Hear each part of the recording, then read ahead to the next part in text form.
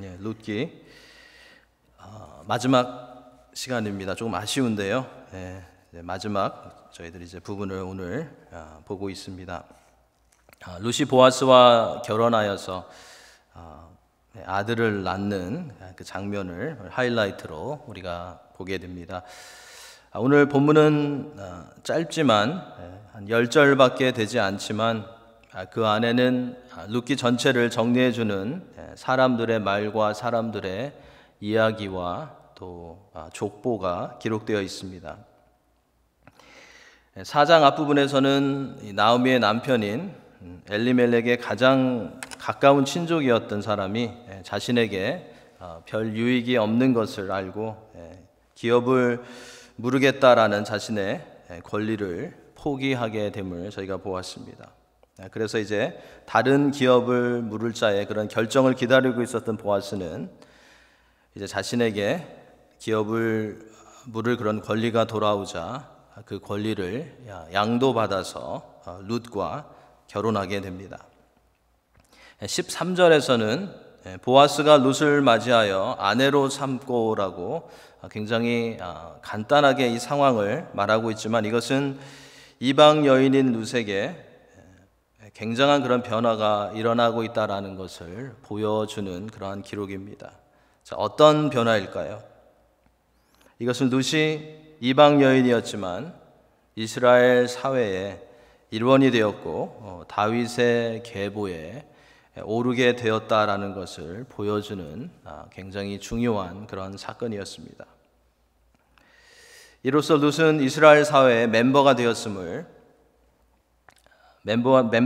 뿐만 아니라 이제 자신과 비슷한 처지에 있었던 이방 여인 라합과 또 다말과 더불어서 이 다윗의 계보에 더 나아가서는 그리스도의 계보에 오르게 되었습니다. 그래서 그의 이름이 다른 이방 여인들과 함께 마태복음 1장에 나오는 그런 그리스도의 계보에 들어가게 됩니다. 이러한 특권을 얻게 된 그런 룻의 삶을 돌아보면 하나님께서는 룻에게 계속해서 많은 그런 은혜를 베풀어 주셨음을 우리는 보게 됩니다.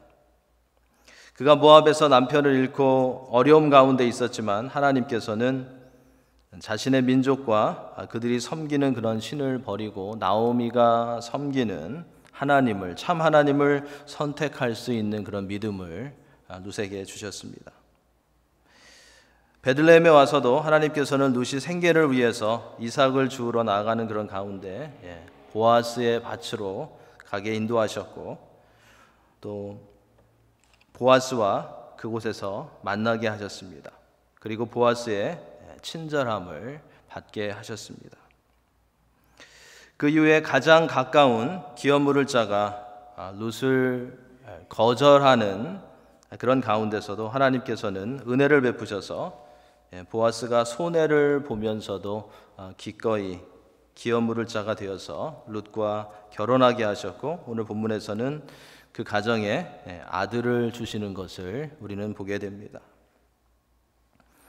상황과 이런 케이스들이 다르기는 하지만 하나님께서는 우리의 삶 가운데서도 때마다 일마다 인도해 오신 그런 흔적을 우리는 다 알고 있고 우리는 그런 흔적을 가지고 있습니다.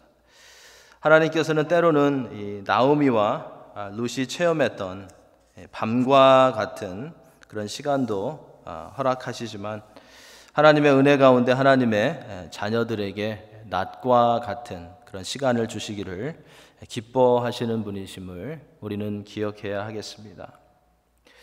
지금 혹시 온라인으로든지 이 자리에든지 여러 가지 일들 가운데 밤과 같은 그런 고난의 시간을 걷고 계시다면 낮과 같은 시간으로 인도해 주실 그런 하나님을 믿음으로 바라보시고 또 승리하시는 여러분들이 되시기를 주님의 이름으로 축원합니다. 룻기의 전반부는 굉장히 밤과 같이 어둡게 시작되었습니다. 자, 어떻게 시작되었죠? 세 사람, 그죠? 세 사람의 죽음과 슬픔으로 시작되었습니다. 그런데 후반부인 오늘 본문을 보면 낮과 같이 마무리가 됩니다. 어떻게 마무리가 됩니까? 결혼과 새 생명과 기쁨으로 룻기가 마무리되는 것을 보게 됩니다. 룻은 궁핍함에서 부요함으로, 과부에서 아내로, 무자녀에서 자녀의 어머니로, 또 이방인에서 이스라엘의 백성이 되는 많은 그런 복을 받게 됩니다. 그리고 한 가지 더 큰 축복을 받게 되는 것을 이제 이어지는 오늘 본문의 말씀을 통해서 우리가 보게 됩니다.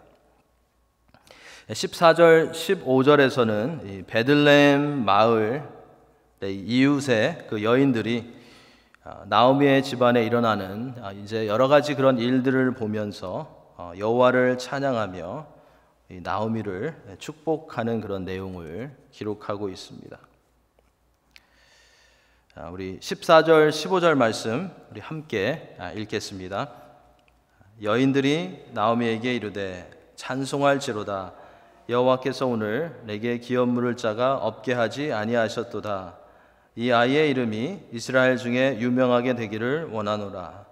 이는 내 생명의 회복자이며 내 노년의 봉양자라. 곧 너를 사랑하며 일곱 아들보다 귀한 내 며느리가 낳은 자로다 하니라.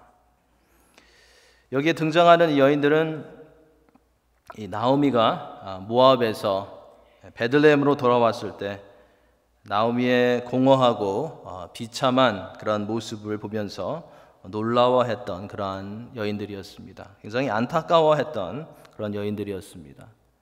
그런데 이제 이번에는 나오미의 집안이 회복되는 것을 보고 함께 기뻐하고 나오미의 집안에 기업 물을 자를 주신 하나님을 찬양하고 있는 것을 오늘 본문에서 볼 수 있습니다.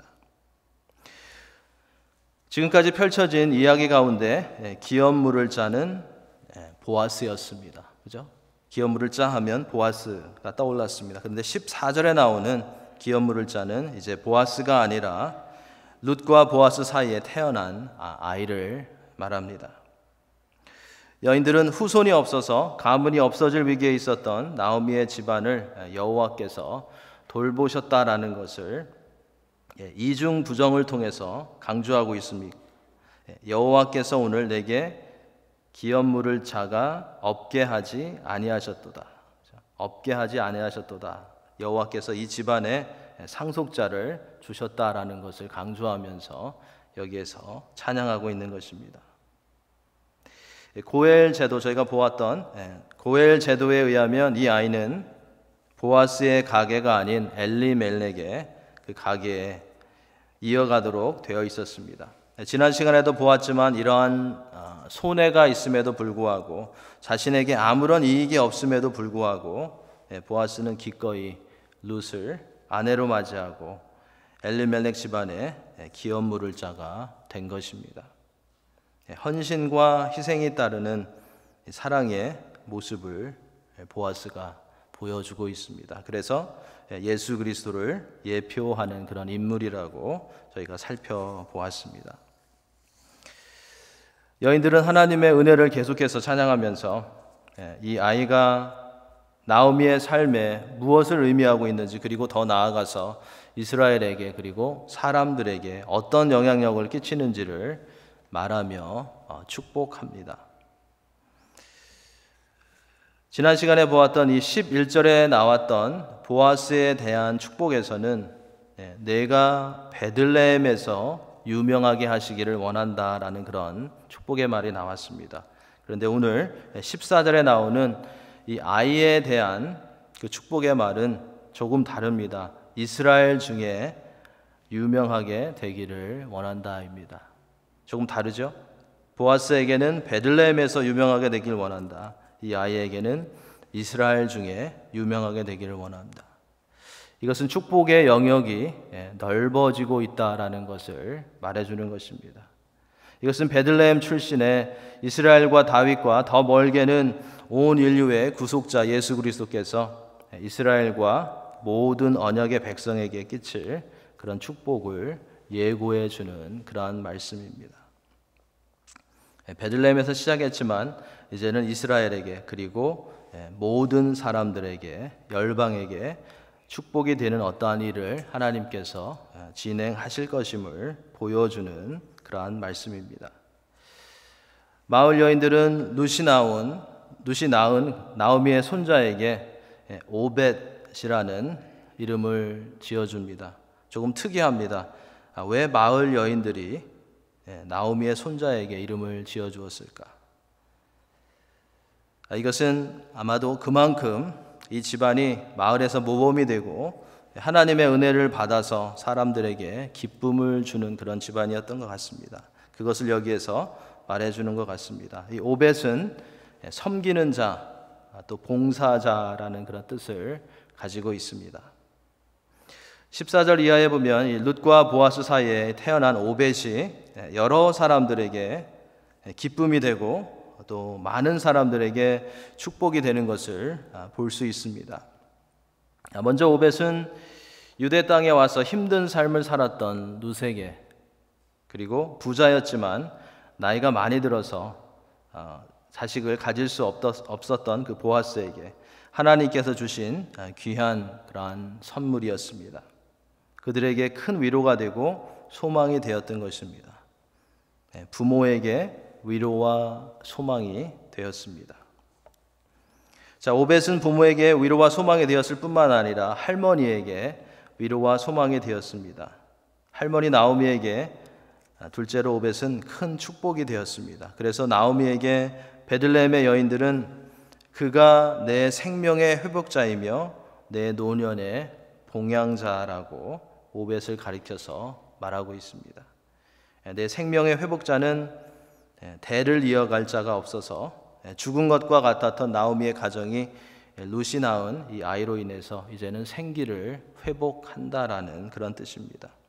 내 노년의 봉양자는 나오미의 노후 생활을 이제는 돌보아줄 손자가 생겼다라는 그런 말입니다. 그래서 여인들이 오벳, 즉 섬기는 자, 또 봉사자라는 이름을 아마도 이런 의미에서 지어주었던 것 같습니다.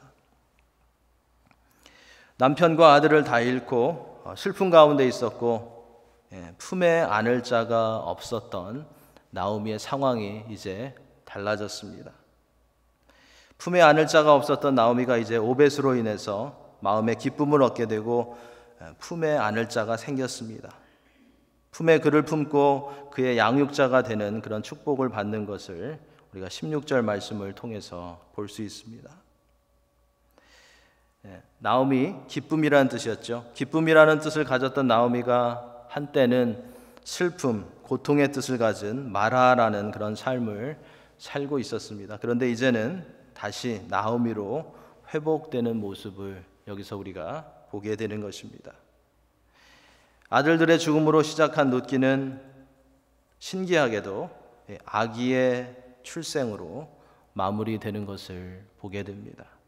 어둡게 시작되었던, 밤과 같이 시작되었던 룻기는 이제 낮과 같이 그런 스토리로 변하여서 회복되는 그런 스토리로 마무리되는 것을 볼 수 있습니다.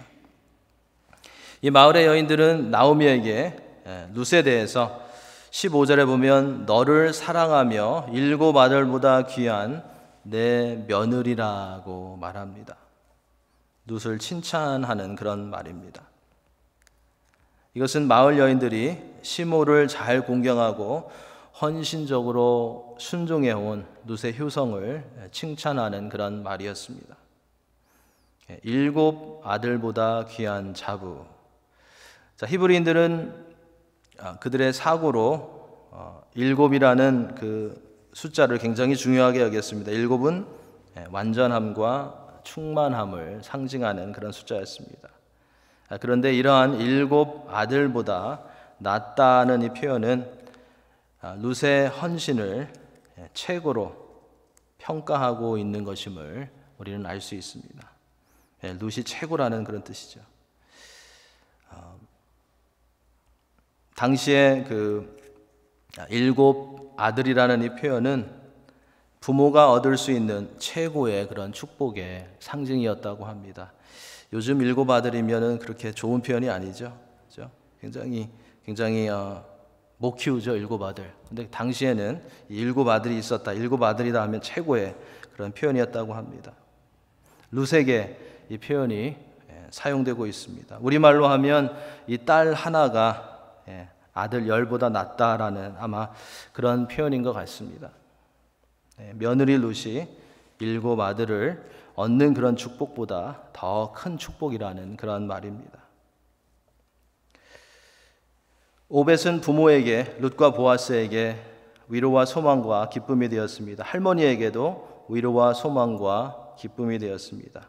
셋째로 이 오벳은 베들레헴과 이스라엘과 그리고 이방인에게도 축복이 되는 것을 우리는 보게 됩니다. 17절에 보면 그의 이름을 오벳이라 하였는데 그는 다윗의 아버지인 이새의 아버지였다라는 그런 기록이 나옵니다. 이 기록은 이 오벳의 계보상의 그런 위치를 밝히고 있는 기록입니다. 오벳이 다윗의 할아버지가 된다는 것입니다. 보아스, 오벳, 이새, 다윗 그렇게 되죠. 그리고 이 기록은 이스라엘 역사상 가장 위대한 인물로 높임을 받는 그런 다윗 가문과 예수 그리스도의 계보가 오벳을 낳은 이방 여인에 의해서 형성된다라는 것을 보여주는 굉장히 놀라운 그런 기록입니다. 이처럼 룻은 메시아 혈통의 조상이 됨으로써 유대인뿐만 아니라 만민을 구원하려고 이 땅에 오시는 예수 그리스도의 구속 사역을 보여주는 그러한 중요한 역할을 하게 됩니다. 룻은 소망이 없었던 엘리멜렉의 가문을 다시 일으켜 세우게 되었고 이방 여인으로서 이스라엘 최고의 왕인 다윗과 온 인류의 구세주이시고 만왕의 왕이신 예수 그리스도의 계보에 오르는 그런 축복을 받았습니다. 조금 더 생각해 보면 룻은 하나님을 경외하고 시모를 부모를 공경함으로써 하나님께서 십계명에서 약속하신 내게 준 땅에서 내 생명이 길리라는 그 복을 누리게 된 것임을 또한 우리가 여기서 생각해 볼 수 있습니다. 이 본서의 마지막 부분인 이제 18절부터 22절에서는 계보가 나옵니다. 근데 여기 계보가 나오는데 이것은 모압 여인 룻이 구속사의 반열에 올랐다라는 것을 다시 한번 보여주는 그런 계보입니다. 그리고 장차 믿음으로 말미암는 영적인 축복이 이제는 이방인에게도 미칠 것임을 보여주는 그러한 계보이기도 합니다. 룻기의 마지막 부분에 나오는 이 계보는 말씀을 보시면 베레스의 계보라고 그렇게 이름이 붙여져 있습니다. 베레스의 계보라고 했습니다. 자, 베레스는 누구입니까? 저희가 큐티인 말씀을 읽으면서 보았던 창세기에서 나오는 그런 이름이죠. 베레스는 야곱의 넷째 아들 유다가 그의 그 며느리 다말에게서 낳은 그런 아들이었습니다. 그렇죠? 이렇게 죄악되고 부적절한 그런 관계 가운데 태어난 베레스가 예수 그리스도의 계보에서 메인으로 그렇게 들어가 있다라는 것은 우리가 이해할 수 없는 엄청난 그런 하나님의 은혜를 증거하고 있음을 우리는 알 수 있습니다. 어떻게 이런 일이 일어날 수 있을까? 어떻게 이 이름이 예수님의 계보에 들어갈 수가 있을까라고 생각하지만 우리가 이해할 수 없는, 우리가 상상할 수 없는 하나님의 어떠한 엄청난 그런 은혜가 여기에서 보여지고 있다라는 것을 우리는 알 수 있습니다. 이 족보에 등장하는 인물은 모두 10명입니다. 제가 세어보는데 한참 걸렸습니다. 굉장히 이렇게 좀 혼동되게 기록이 되어 있어서요. 세어보니까 10명이 여기에 등장합니다. 그런데 이 족보를 커버하는 그 기간 가운데 베레스에서부터 다윗까지 들어가 있는 인물들이 몇 명 되지 않기 때문에 10명밖에 되지 않기 때문에 여기에서는 완전한 그런 족보가 아니라 정확한 그런 족보가 아니라 이 저자가 필요한 사람만 선택해서 기록한 그런 족보임을 우리는 알 수 있습니다. 이 기간이 한 1860년 정도 되는데 그 가운데 10명밖에 기록되지 않았다는 것은 이 저자가 필요한 부분만, 필요한 사람만 선택해서 기록했다라는 것을 우리에게 말해줍니다. 왜 여기에 나온 이 10사람이 선택되었는지는 우리가 정확하게 알 수는 없지만 10명 중에 처음 5명은 출애굽 이전 시대의 그런 인물이고, 또 나머지 5명은 가나안 정착 이후의 사람들로 이루어져 있는 것임을 우리는 알 수 있습니다.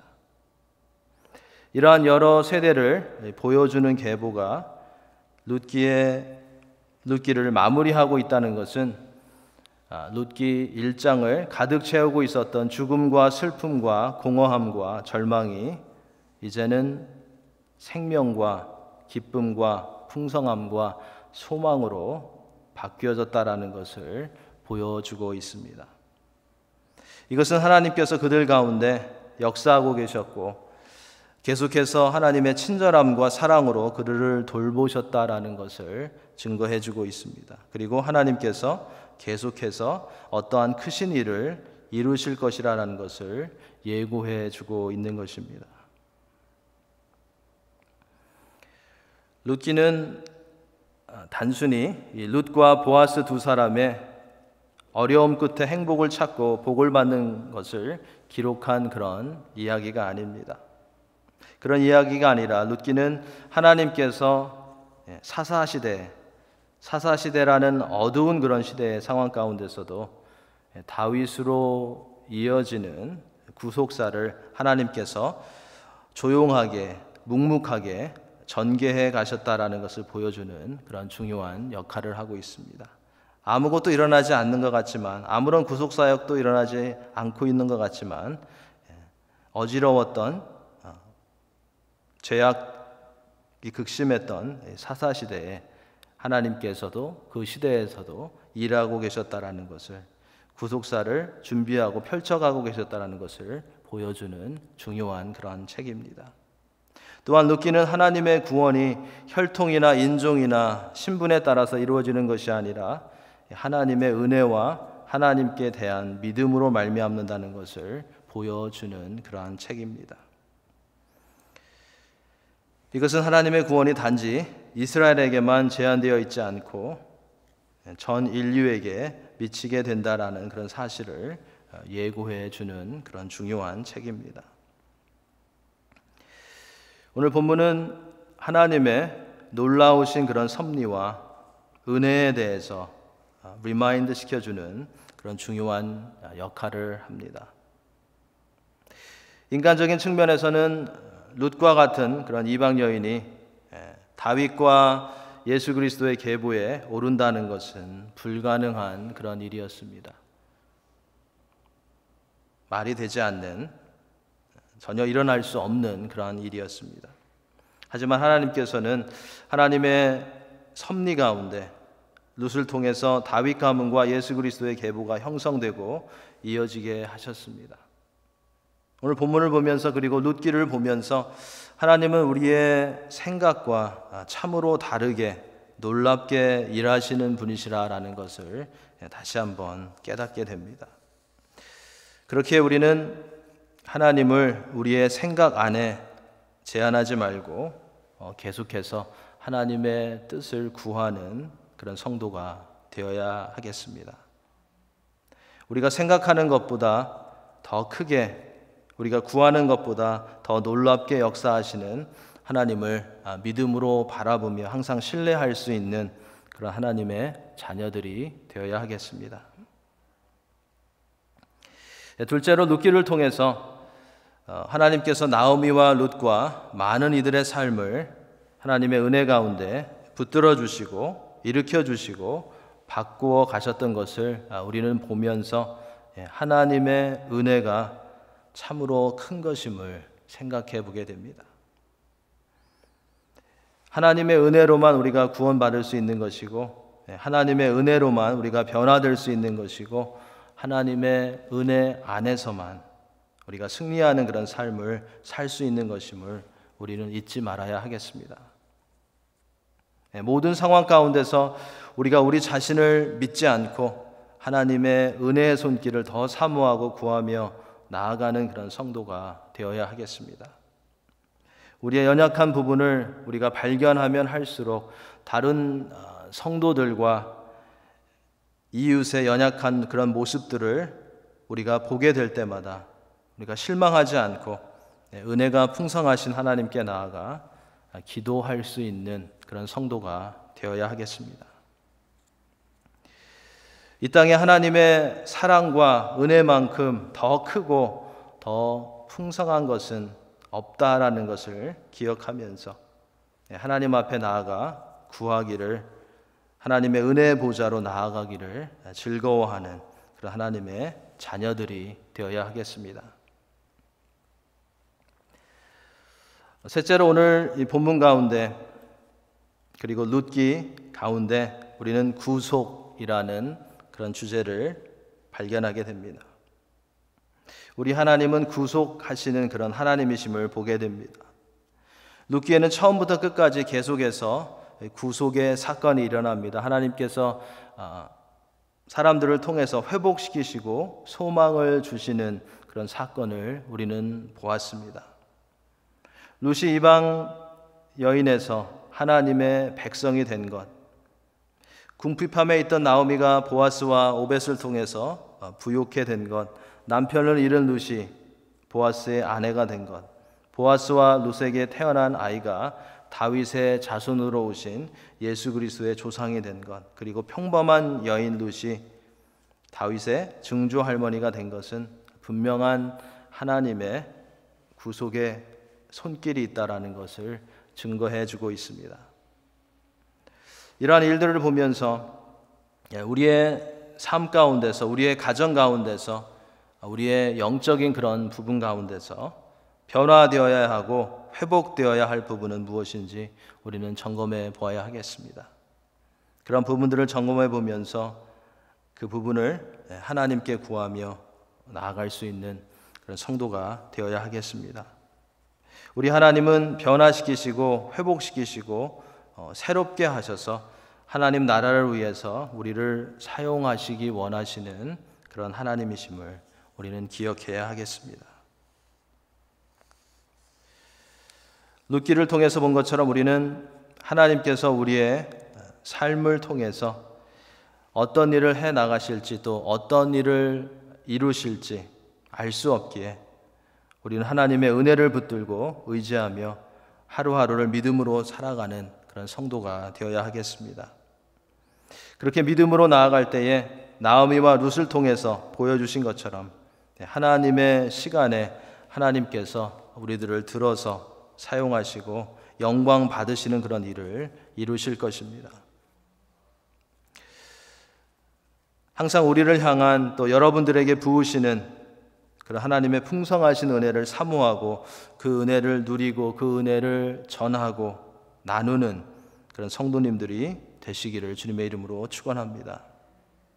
날마다 모든 상황 속에서 하나님의 놀랍고 풍성하신 은혜와 사랑에 마음을 열고 믿음으로 반응하심으로써 날마다 승리하실 수 있는, 넉넉히 이기고 남을 수 있는 그런 성도님들이 다 되시기를 예수님의 이름으로 간절히 축원합니다. 기도하시겠습니다.